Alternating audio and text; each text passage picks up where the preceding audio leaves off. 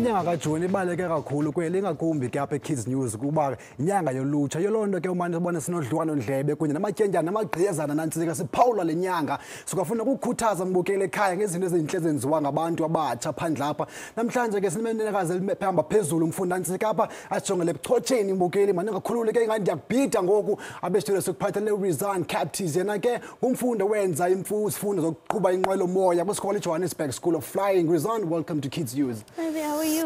I'm good. Before we proceed, could you please just tell us about yourself? My name is Rezaan Captieux. I am 19 years old.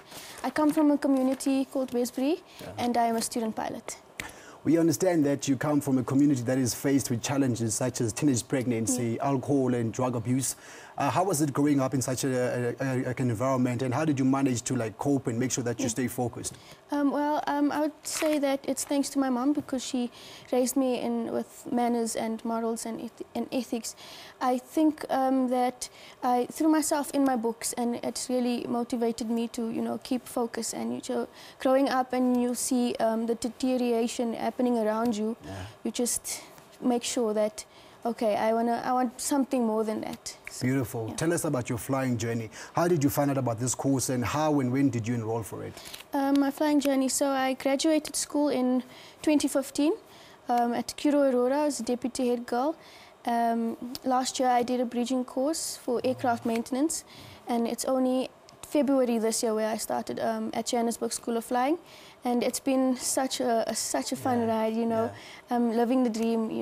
I've got a really good instructor. His name is Ernest Pinar, and he pushes me to strive for perfection. And I've got also a group of other girls, two girls named Kopano and Atladi, and we're a group of girls, and we just motivate each other, especially as females in the aviation industry. Yeah. I'm also informed that it's not as easy to enroll to be a pilot student. The standard of requirements is quite potable. Please tell us a bit more about that.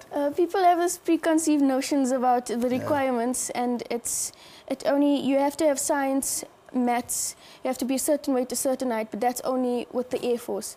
I think it really truly boils down to having the passion for it, and you need your medical, you have to have a valid medical certificate from a medical examiner that certifies that you've got no disabilities, and you also have to be competent in English for radio calls. So the most important subjects are math, science and English. It's recommended, but it really helps you. It's not a train smash if you don't have it. Okay, yes. I understand that the course is quite different in terms of the duration. It's not about the number of years it takes for you to complete, but hours. Could you please elaborate and tell us more about that? The hours, well, as you move on further in your studies, you gain more hours. So working towards your private pilot's license, you gain about a minimum of 45 hours. And to commercial pilot's license, a minimum of 400 to 500 roughly. So it's a go at your own pace.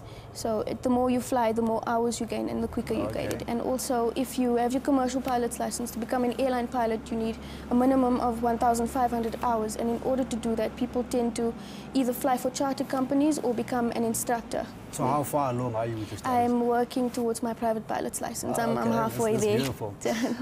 When people talk about flying, the first thing that comes into our mind is flying courses. It's like flying. Is that all there is to it, or do you guys also study theories and stuff? Yes, there's actually a lot of theory that goes. I'd say that I'm studying more than I'm flying.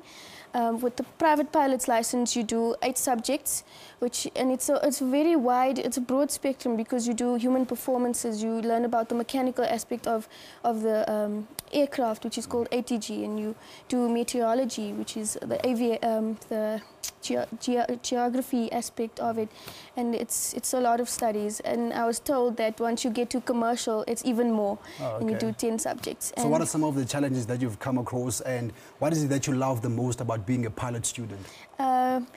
It's the most liberating feeling to do what you love, what you want to do. It's your passion.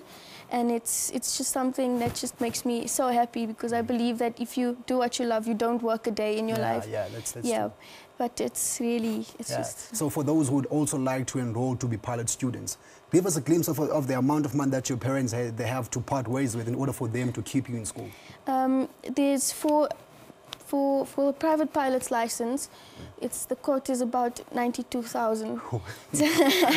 And then you get to commercial, you do instrument rating, you do another plus minus 28,000, and then you do commercial, which is about 400,000 rand.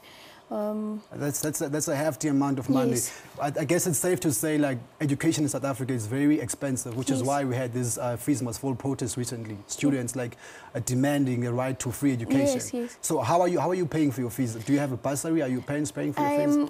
Right now I'm working towards a bursary. I've been trying everything, especially with TITA and multiple companies, as well as the Air Force.